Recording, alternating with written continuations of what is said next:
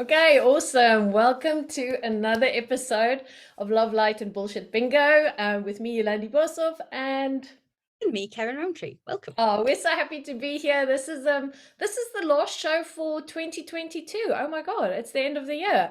So we both have our Christmas jumpers on. So if you're watching the video, yay! We're Yay. feeling very festive today. And we've got an interesting topic today that we want to speak about.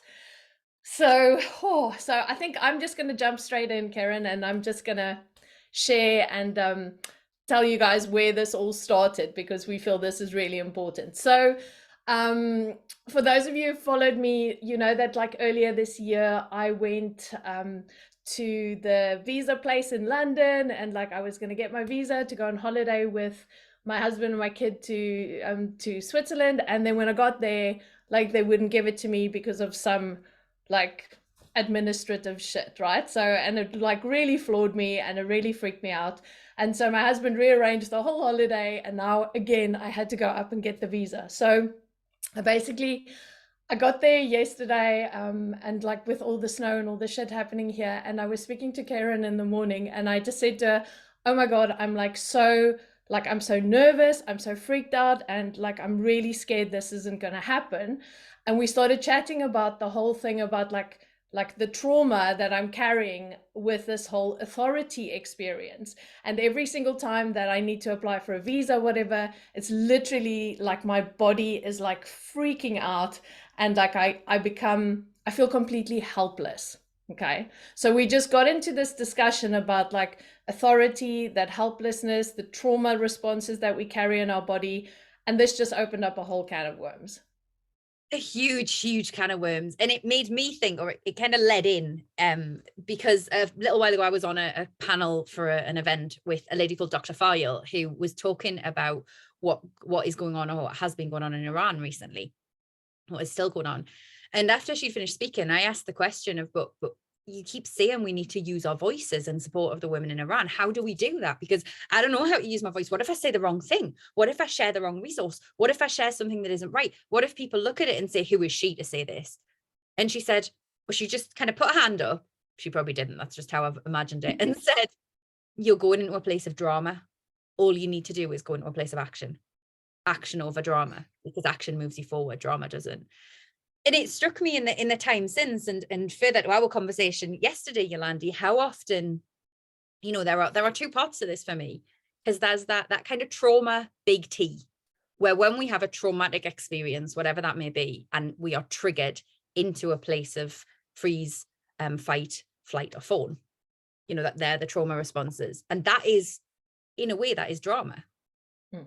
But of course, there's a neurological aspect of that we sort of need to rewire, we need to work on. This is complex. And then we talk about trauma with a small t. Yes, like mine. Stuff that, in that moment of, but let's not downplay it, because in that moment of your visa being rejected last year, it wasn't threatening your survival. You weren't going to die because of your visa, but it was threatening your freedom. It was probably taking you back to a million other experiences of, and this is where we've got to today, of authority figures saying, no, you cannot. And you going, I've done something wrong, or I've got to change my whole plan, or this is a bad situation and this is a bad outcome. Actually, what you went into that place of panic, that place of fear about, was not the fact that your visa had been rejected for your holiday. It was all of the other times throughout your life that have been, again, maybe they haven't been survival things. They've been kind of micro traumas in a way. All the other times you have been berated by authority. You have been criticized. You have been persecuted. You have been, cut off from wherever it was you were gonna go, whatever it was you were gonna do, whoever it was you were gonna be. You have been limited and squished by authority into a place of, oh, now I just have to sit here and suffer. Yeah. And it felt that we want to talk about, isn't it? It's the small t trauma that we want to talk about, really. Yeah. And it felt like that moment was like all of this stuff. And then I went into like past life stuff, and I went into like, like all these like the witch wounds and the like like all of the patriarchal stuff, and I went into like even like my starseed traumas, and like it was all of it. It was like almost like a little doorway that opened up, and I'm like, fuck, I have experienced so many times in my life where it was like my power was taken away, even though I was fighting for it, or I showed up, or I was there, and it was like it was taken away from me, and I'm just like, fuck, I need to move through this. I need to let my body just go, dude, you're going to be okay, because not every single situation is going to be a life-threatening situation for me, even though my body's going, fuck, it's not that, right? Like it's just like, so when I got into the moment, when I started like just breathing, when I just kept on like affirming to myself that I'm safe and I'm okay, it just diffused the whole situation and it was fine. But this drama that I was busy spiraling into and creating in my mind could have fucked up my whole day. Basically, it could have just like, and I could have carried that energy into the situation with me and everything could have changed. But I just like, I had to keep on pulling myself back. And I think this is where that drama thing comes in, where we create these situations that we future projecting, and we just like, the fucking world's going to burn down, and actually it might not. Completely that. I heard a line a few weeks ago, and I've heard it a couple of times since, of if it's hysterical, it's historical. And I hate the wording of that. Let me preface this by saying I hate the wording of that, because the word hysterical is so loaded with sexism and all of that stuff. Yes. I get it. Like, how often it comes back to the drama. How often are we going, oh my God, this is going to go wrong. Oh, I have to panic. Oh, I'm not safe. When actually that's just not true about where you are right now. If you can just, the only thing we ever have power over is our body and our mind. The only time we ever have power over is this moment. And as long as we are pulling our reactions in from the past, whether that be this lifetime or others, what we're doing is we're losing, we're relinquishing power over the moment, we're relinquishing power over ourselves. Yeah. We have to reclaim power over this moment. This is why bringing ourselves back into that place of, hold on, what would it be if I chose action over drama, Yeah. is so important, because it reminds us that we don't have power over what happened 10 years ago. We don't have power over what that horrible teacher said to us at school that made us think we should always be afraid of authority figures. We Yeah. have power over the here and now. We have Yes. power over that man in that, or that lady in that visa office. Yeah. We have power over the conversation that we need to have today. Yeah. They're the things that we can change. And I think also, because the moment that I lose touch with my body and like my adrenals and everything starts pumping and stuff, like I completely lose touch with my intuition, right? Like it's just like, and I'm so in my life in general, that's the one thing I fucking like I'm mission with, right? Like when I'm even like yesterday coming home, I'm like, should I get onto this train? And then my body was like, no. And then I looked, and then I'm like, oh, there's the evidence. This train would have been the wrong train. You know, it's just like, so all of these things, or this bus wasn't the right bus. So it's like these little things that literally guide me through my life every single day, even if they little, what people might think stupid things, but they get me home, you know. But it's just like, these are the things that we lose touch with because we are like we're just flooded with like all these horrible like hormones that just takes completely disconnects us. And this is the thing that we need to take back. That's where the power lies. Because I think there's something in that you just said there that's actually a much bigger conversation as well, in that how many times, we are told, this industry of ours, one of these bullshit things that I'd really like to call out is the fact that we're told continually, listen to your intuition, listen to your intuition, listen to Yes. your intuition. The most difficult thing of all is figuring out which voice is your intuition compared Yes. to everything else. Because actually, sometimes the voice of our fear can sound a lot like the voice of our intuition. The voice of our trauma can sound a lot like the voice of our intuition. The voice of what's been conditioned into our blood by ancestors who had to fear authority figures or whatever has been conditioned into our bodies to the point that it sounds like intuition. And I think there's a really dangerous thing. Is it intuition, or is it the voice of your trauma speaking? Oh. How often, I know so many people who are highly, highly empathic people, and they're also terrified. And they will 9 times out of 10 say, no, this is, it's my intuition speaking. No, it's not. Mm. No, it's not. Because actually your intuition would tell you something different. It's because you're frightened. And I have been there myself a million times. I mean, there was a point you said to me yesterday, Karen, go for a walk so you can get back in your body. And I did. I was like, oh yeah, I remember how this works now. Okay. When we are in that place of panic, of drama, it's so easy to mistake that for intuition. Yeah. Drama is very good at shape-shifting. Yeah. Shit. And then how much of your life are you leading from the space of fear versus the space of like intuitive knowing and like just body guidance, right?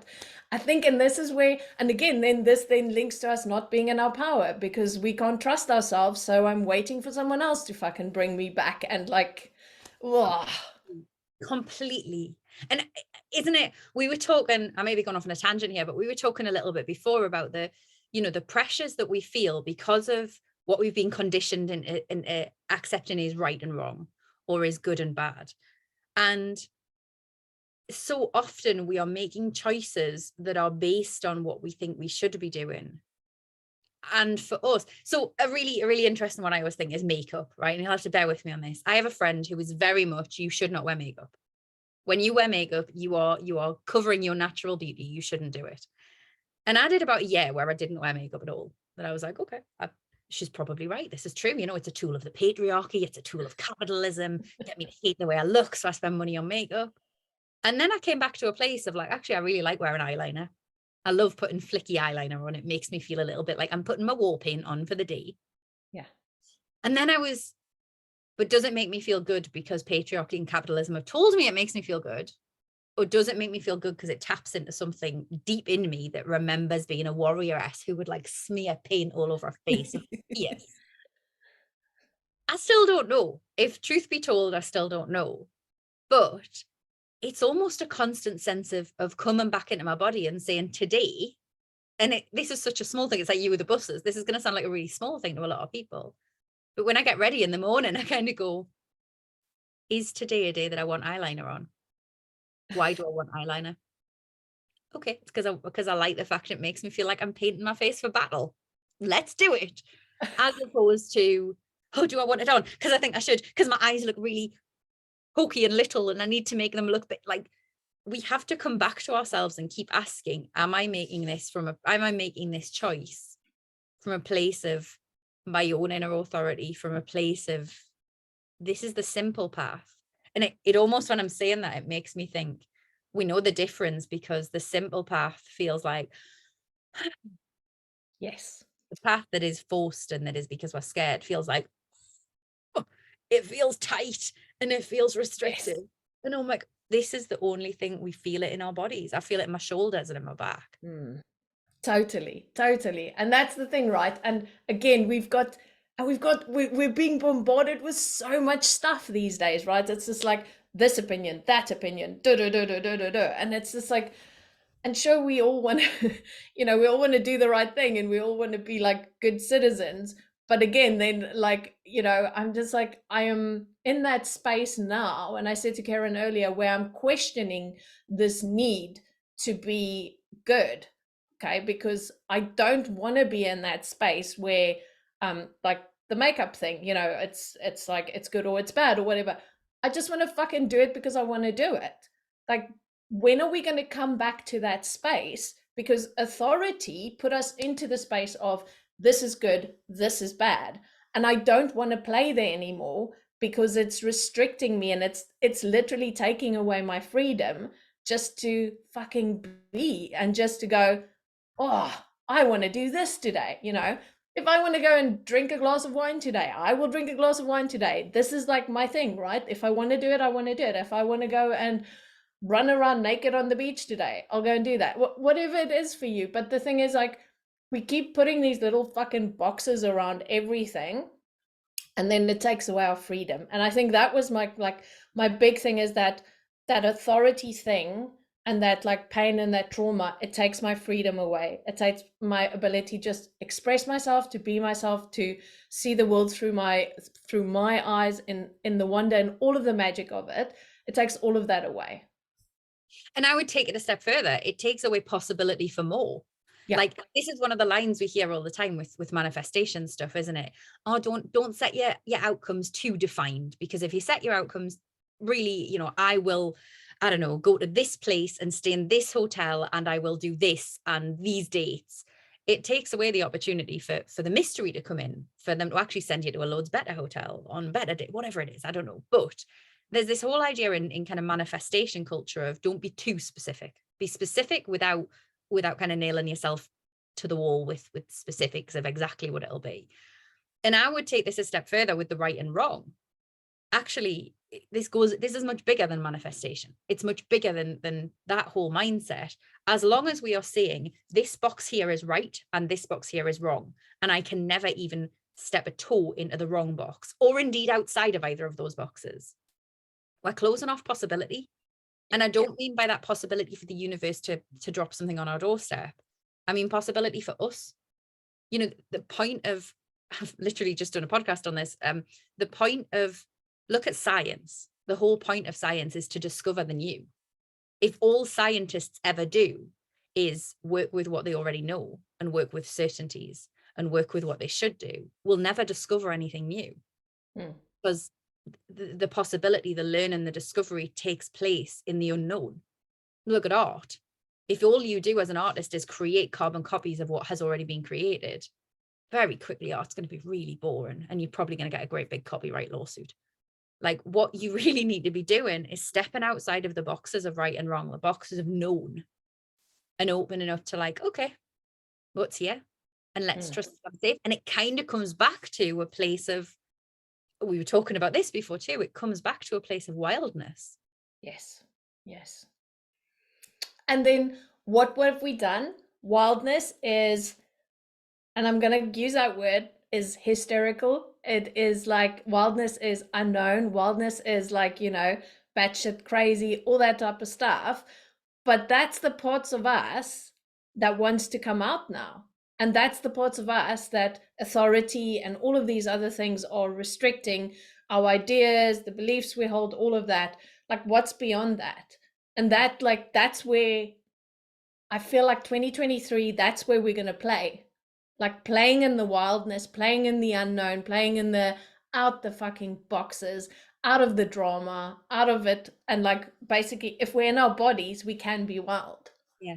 And this is hard, right? Like, if you type in the words wildness or wild women into Google, you will inevitably come back with hundreds of books, stacks of courses, loads of one-to-one coaching packages that are all about pay me your money and I will teach you how to be wild. And that makes me laugh, because I think, I mean, good on those people that you know, this is something that we need and that they're making money from doing it. But actually, wildness is not something that people can teach you. Yeah. Again, if somebody is giving you a right and wrong of wildness, that's not wild. Wildness is, as you say, Yolandi, it's coming back to your body, and it's coming back to, what do I need? What do I want? What feels for me right now? Yeah. You know, look at an animal in the wild. Look at a flower in the wild. Nobody teaches them how to behave. Well, I mean, they do to a point, but nobody. I saw a video yesterday of a baby penguin that had been hatched as an egg in a shelter. You know, some sort of center. Yes. And they took it to the beach. In fact, it was a whole video of animals being released into the wild. It was the most wonderful thing I'd ever seen. But this baby penguin, they took it to the beach. It had never seen the ocean before. And it got out of its little box and it waddled over to the water and it just went. And then it ran into the water and kind of looked back at the carers as if to say, oh, and then ran into the water, because it knows it doesn't need somebody to go, there you go, that's the water. Go in, flap your little wings, you'll be able to swim. Doesn't need to do that, because it's a penguin. It is innate within this penguin to know that's what it is to be wild. Yeah. You know, you saw them in this video. They were letting, again, cats, big cats who had been rehabilitated after injury and stuff, and they'd put them out into the wild, and these cats, literally the second they opened the cage or the box they were in, they would just run. I mean, it's probably for the best, because if the tiger had turned around and bitten the people, that would have been, but anyway, they would just run. They know what it is to be wild. Yes. We know what it is to be wild. Just because we've forgotten it doesn't mean we need anybody to teach us. We need to stop looking for teachers and start recognizing that we are our own greatest teacher. Yes. And it's all about just feeling like, you know, when you're standing there, when that little penguin was stood in front of the water, it just went, oh, water, there you go. Like, it felt like it needed to go there, right? Like, its instinctive nature is to go back. So what is our instinctive nature? Like this is the thing that has been we have been so fucking deconditioned. We have been so cut off. We've been so taught differently. We've been given so many fucking rule books and stuff. But what's your nature? What is your actual nature? You know, and it's like, and it is going to be different, but it's like, if that's the one thing that you can maybe put on your to think about list for 2023, right? It's like, what is your nature? And like, once you connect with that again, fuck, dude, it like opens all the doors, doesn't it? It does. And I think, oh, I just had a point there and I forgot it when you were talking because I was so busy. I was so rapt by what you're saying. It does. It opens the doors and it offers you such a like, there is no right and wrong with this. Yeah. That's what I was going to say.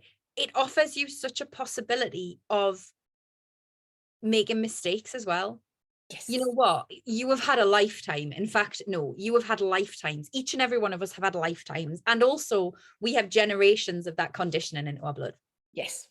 In our very DNA, we have generations of being conditioned to be good, of being we were talking before about in my community this month, I've been working with a goddess called Hulda, who is one of the most ancient goddesses in the Germanic lands. And back in the, well, now she is a spinning goddess. She is supposed to come around the houses and tell you whether or not you've been good or bad. A bit like Santa Claus. Good children get rewarded, bad children don't get punished. One of her punishes is she whips you with stinging nettles, which is probably the worst thing I've ever heard. But anyway, and she punishes you if you haven't worked hard enough. But if we go hundreds of years back, Hulda was a goddess of wild woman. She led the wild hunt. Women would rise up out of their beds at night when their husbands were sleeping and go and party with her or go into battle with her. And somebody somewhere went, it's a bit dangerous, isn't it, wild women? We'll get her to travel around the houses instead. And instead of collecting women, she'll whip them with stinging nettles if they're not working hard enough. To go, that we're talking centuries of that conditioning, which means that every one of us will have in our souls from lives that we've lived centuries of being told what is right and wrong and that we must be right or we will be punished. Each one of us has within our genes generations of our ancestors being told what is right and wrong, and if they are not right, they will be punished. We're going to make mistakes with this. And I mean by that, mistakes, we're going to go, shit, actually today I wore the eyeliner because patriarchy told me I'd be ugly without it. Actually today I drank the wine because everything just seemed a little bit too much and I just wanted to numb it out. We're going to make mistakes because we're learning, in the same way that when babies are learning to walk, they fall over. Yeah. We're going to make mistakes. That's okay. We are unlearning centuries and centuries and centuries of shit. Yeah. You know, we are going to get to a point where we try something, we step outside of that box of right or wrong into the place of the unknown and go, come back, thank you. That's fine. That's okay. It doesn't mean it means that, you know, that's a no for you.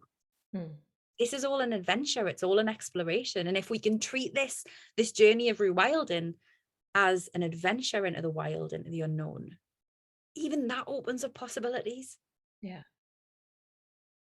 Because I just keep feeling like, even yesterday, I was like, I don't want to miss out on anything. Like, I don't want to miss out on the magic, and I don't want to miss out on the possibilities, and I don't want to miss out on everything that I can learn, even if it is the biggest, fucking most stupidest thing that I've done. like there is no, it's like almost like wrong is also a construct, right? Like for me, it's like wrong for me is always it's a fucking basket of things that I need to look at. It's a basket of stuff that I have to look at and delve into and go with it. And again, it's just like, and that's part of the whole journey, isn't it? Like it has to happen that everything won't always be like I think it should be, so that I can look at it and go, okay, cool. Let me try this then. Absolutely. Have you ever you know, I saw a friend last night and she has this dog who is wild. He's lovely. And he's also like, he was bred as a hunting dog. So he sees a small furry thing and he runs like, this is it. And sometimes he'll do that and he'll trip over because he's got these big long legs and fall flat on his face. And you see him stand up and look around like, anyone see that? We're gonna fall flat on our faces. This is what we're gonna do. That doesn't make it wrong. It Yes. just means, all right, we fell flat on our faces. That's Yeah. okay. Like, this is it. We've been Exactly. told, part of this conditioning is we've been told that we can't be wrong. Yeah. We've been told that being wrong is the worst thing in the world. That if we are wrong, if we do something that makes us look silly, whatever that fucking means, if we do something that is undesirable, if we do something that can be criticized, we will be persecuted. Hmm. And we're so frightened of this persecution that we don't do anything. It takes us into this place of paralysis or this place of drama. The two are similar. How many of the people who've really changed the world have really worried that much about being persecuted? How many of them have been told that they're hysterical, that they're bad people, that they're wrong, that they're, so many. And yet they've gone on to change the world. Yeah. And just stepping out of that worry about like shame, that worry about like what's everyone going to say if this thing that I'm attempting doesn't work out, it's just like, oh my god, all the shame that might go with it, or if I fall on my face or whatever, and it's just like none of that matters, because most of the time no one is going to even think that. You're the only one, again, making this shit up in your head, just like I made all this shit up in my head yesterday about how everything could go wrong. It's like none of it is real. And you said something really cool to me yesterday. You said to me, what is the truth? And like that just hit me, because I was like, what is the truth? If you fail, if you make a mistake, if something goes wrong, what is your truth? What is the truth? You have to keep coming back to that, because that takes you out of the fucking drama. Absolutely. Every time. It makes me think of the panel that I was on the other week that I spoke about before. After I'd done it, we spoke and you said to me, how did it go? And I was like, went really well. It was a really cool panel. I loved listening to the other people, but I'm really worried I sounded like an idiot because I asked a question and I feel like maybe I shouldn't have asked that question, and maybe it was a wrong question, and what will people think? And you watched it back and were like, fuck, that was the best question you could have asked. That was so good. It was so rare. And we get ourselves so caught up in these old patterns of thinking, I shouldn't, I can't, what will people say if? Sometimes we have to just do the courageous thing and ask the question, say the thing, take the action, do whatever. Because this is going to be scary. This is scary as shit. I always think whenever I talk about courage, when I was younger, I went bungee jumping. I'm sure I've told this story before, but there was a girl just in front of me in the queue, and she got up to the top, stood on the platform, got all strapped in, and then stood there and went, I'm frightened of heights, I can't jump. And stood there crying for about 5 minutes until the guys were like, look, you're holding up the queue, we'll have to unstrap you. I don't want to go down, I want to do it. So they unstrapped her, they took her off the platform, but she stood at the top and waited. In the time this girl stood and cried at the top of the platform, I did 5 bungee jumps. They were the most terrifying thing I'd ever done at that point in time. They were also the most incredibly liberating thing I'd ever done. And every time I came back up, I would look at this girl and I'd think, I'm so sad that you have that fear. That is, clearly she had a massive fear, and bless her, she couldn't overcome it. But all it took was 1 second for her to be really brave. Yeah. To just jump. Die. No, these guys do like 1 million jumps every month. She's not going to die. She'd have to be very unlucky to be the one person who died. All she had to do was have a second of courage to go, I'm stepping off this platform. Yeah. And you have that liberation. And this is so often the case when it comes to those things that we're frightened of. All it takes is 1 tiny second of doing the hard thing. Yeah. And then you've done it. Yeah. And then you get to say, yeah, maybe she'd done 1 bungee jump and been like, nope, never again, thank you, but I've tried it. Or maybe she would have been like, I will never be afraid of heights again. Who knows? But you won't know unless you take the second to be scared and do it. Yeah, exactly. And that's the beauty of it. And that's life. And that's everything, right? Like, it's like we just have to take that step. It's just like, that's it. Like, and then it's going to be okay. It's going to be okay. You know what the thing is with bungee jumping is that you're attached to a big elastic cord. So even when you jump, you bounce back to a certain point. And this is it. Like, even when we jump, the likelihood is the cord's not going to snap. Yeah. We're going to be able to bounce back to some place where we can find our footing again. Because that's how it works. That's how the universe works. Yeah. By which I don't mean like the great power. I mean, this place we all live. Yes. Is even if we run out into the unknown, trust yourself that you'll be able to find your feet again and come Yeah. back. Oh, beautiful. Okay, so I think that's it. I think that's it. I feel like that's as Yolandi says, that's your suggestion for us for from us for 2023 is come back to your instincts, explore with it, adventure with it, Yeah. remember who you are. Yeah.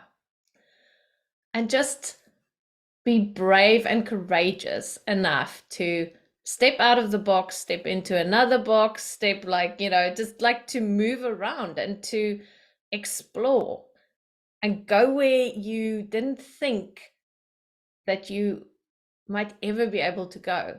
Even if it's just once next year, just see what happens. Like we just have to try, don't we? Like we just have to. I just feel like I keep thinking like life is so fucking short. I said to my husband today, December 2022. Like it's another year gone. It's just like and the older we get, the faster it goes. And I'm like, and then next like I open my eyes and I'm 80 and I'm just like, fuck. It's fast. It is, and even the things that don't take us to where we want to be, they're cracking stories, aren't they? Yeah. Fantastic. Especially the fuck ups. They the best. Yes, they're the ones that when we're 80, we're all going to be sitting there telling those stories. We're not going to be sitting there going, oh, remember the time I played it safe and made sure all the dishes were washed. And I always say, like, I'm a 3-5 on my human design. So I am literally designed to fuck up and then tell you all about it. So that's like my life mission is like I will go out, make all the mistakes, and then tell you how not to make them. That's brilliant. I know. I was like, when I saw it, I'm like, this is really unfair. Like, I am literally designed to fuck up. So you have to get comfortable with it. Okay, awesome. So I just wanted to say thank you for like all your support in 2022. I've loved doing this with you, and we're going to continue into 2023.